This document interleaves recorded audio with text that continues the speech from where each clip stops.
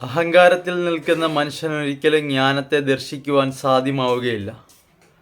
അവൻ്റെ അഹങ്കാരം അവനെ ഒരിക്കലും നന്മയുള്ള വ്യക്തിയാക്കുകയില്ല. തീർച്ചയായും അഹങ്കാരഭാവം അവനെ നാശത്തിലേക്ക് നയിക്കുന്നതാണ്. നിങ്ങൾ എത്രത്തോളം നിങ്ങളുടെ ശക്തിയിൽ അഹങ്കരിക്കുന്നുവോ അത്രത്തോളം നിങ്ങൾക്ക് തോൽവിയുടെ ഭയത്തെ അഭിമുഖീകരിക്കേണ്ടി വരുന്നതാകും. അതിനാൽ തന്നെ നിങ്ങൾ മറ്റു വ്യക്തികളോട് മത്സരിക്കാതെ സ്നേഹമെന്ന ഭാവത്തിലൂടെ മറ്റു വ്യക്തികളോട് നന്മയോടെയും സ്നേഹത്തോടെയും പെരുമാറുവാൻ ശ്രമിക്കുക. ജീവിതത്തിൽ പരസ്പരം മത്സരിക്കുന്ന വ്യക്തികൾക്ക് അഭിവൃദ്ധി ഉണ്ടാവുകയില്ല. അവൻ്റെ കഴിവുകൾക്ക് അവനോട് തന്നെ മത്സരിക്കുവാനുള്ള കഴിവ് നഷ്ടപ്പെട്ടു പോവുക തന്നെ ചെയ്യുന്നതാണ്. അതിനാൽ നിങ്ങൾ നിങ്ങളോട് മത്സരിക്കുവാൻ ശ്രമിക്കുക. നിങ്ങൾ നിങ്ങളുടെ സ്വന്തം ചോദ്യങ്ങൾക്ക് ഉത്തരം തേടുക. അതിൽ നിന്നും വെളിച്ചത്തെ ആർജിക്കുവാനും വെളിച്ചമാർന്ന പ്രകാശത്തെ ഉൾക്കൊള്ളുവാനും ശ്രമിക്കുക. അഹങ്കാരത്തിലും സ്വന്തം ശക്തിയിലും വിശ്വസിക്കുന്ന വ്യക്തികൾ ഒരിക്കലും യഥാർത്ഥമായ സ്നേഹത്തെ പ്രാപ്തമാക്കുവാൻ അർഹരാവുകയില്ല. അഹങ്കാരമെന്ന ഭാവം നിങ്ങളെ തോൽവിയിലേക്ക് നയിക്കുന്നതാണ്. അഹങ്കാരവും ഭയവും വർദ്ധിക്കുന്നതോടെ നിങ്ങളുടെ നാശത്തിന് ആരംഭം ഉടലെടുക്കുന്നതാണ്. അതിനാൽ തന്നെ നിങ്ങൾ അഹങ്കാരഭാവത്തെ ഒഴിവാക്കിക്കൊണ്ട് നിങ്ങളുടെ മനസ്സിലെപ്പോഴും നല്ല ചിന്തകളെ വളർത്തിയെടുക്കുവാൻ ശ്രമിക്കുക.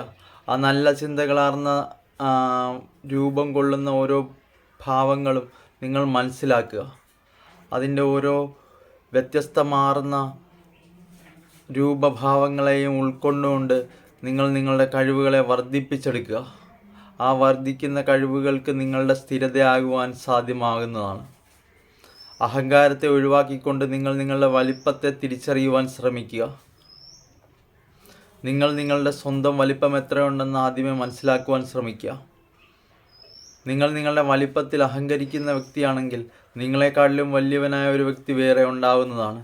എന്നാൽ നിങ്ങൾ നിങ്ങളുടെ കഴിവുകളെ വളരെ ചെറുതായി കാണുന്ന വ്യക്തിയാണെങ്കിൽ നിങ്ങളുടെ കഴിവുകളെക്കാട്ടിലും ചെറുതായ മറ്റൊരു വ്യക്തിയും ഉണ്ടാകുന്നതാണ്. അതിനാൽ തന്നെ നിങ്ങൾ നിങ്ങളുടെ ഭാവങ്ങളെയും ഭേദഭാവങ്ങളെയും എല്ലാം മനസ്സിലാക്കുക. ഓരോ ഭാവത്തിനും ഓരോ രൂപമുണ്ട്.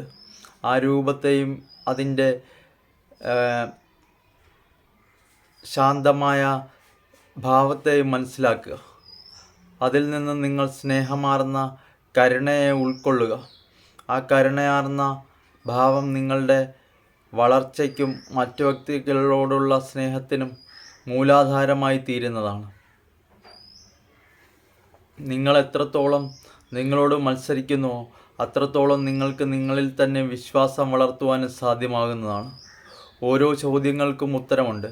എന്നാൽ ആ ചോദ്യങ്ങളുടെ ആഴം കടലിൻ്റെ ആഴം പോലെ സമുദ്രത്തിൻ്റെ ആഴം പോലെ വർദ്ധിച്ചുകൊണ്ടേയിരിക്കണം.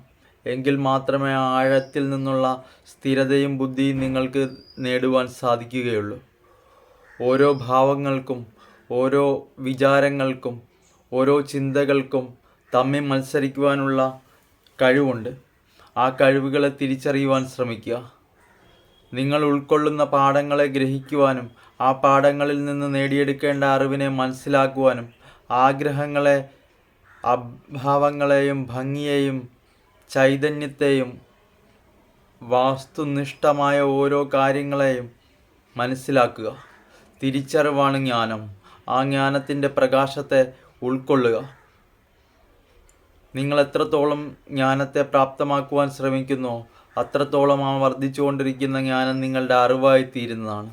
അറിവെന്ന ചൈതന്യം നമ്മളുടെ ജീവിതത്തെ നമ്മെ മുൻപോട്ട് കൊണ്ടുപോകുന്ന പ്രകാശമാണ്. ആ പ്രകാശത്തിൻ്റെ യഥാർത്ഥ രൂപത്തെ മനസ്സിലാക്കുക.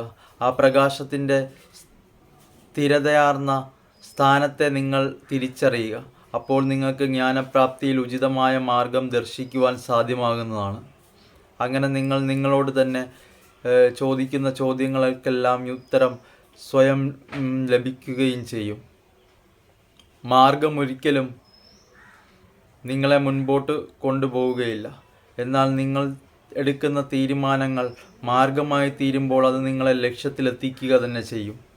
അതിനാൽ തന്നെ നിങ്ങൾ ലക്ഷ്യപ്രാപ്തിയിൽ എത്തിച്ചേരുവാൻ വേണ്ടി മത്സരിക്കുക. സ്വന്തം കഴിവുകളിൽ വിശ്വസിക്കുക. അപ്പോൾ നിങ്ങൾക്ക് തീർച്ചയായും ജീവിതത്തിൽ ഉന്നതമായ സ്ഥാനങ്ങളിൽ എത്തിച്ചേരുവാനും നിങ്ങളുടെ കഴിവുകളിൽ വിശ്വാസത്തോടെ മുൻപോട്ട് പോകുവാനും നിങ്ങൾക്ക് സാധ്യമാകുന്നതാണ്. തിരിച്ചറിവാണ് ജ്ഞാനം. ആ തിരിച്ചറിവെന്ന ബോധത്തെ വർദ്ധിപ്പിക്കുക. അപ്പോൾ പ്രകാശത്തിൽ നിന്നുമുള്ള ചൈതന്യം നിങ്ങൾക്ക് സ്വയമേ ലഭിക്കുന്നതായിരിക്കും. അപ്പോൾ ശരി കൂട്ടുകാരെ, ടാറ്റ.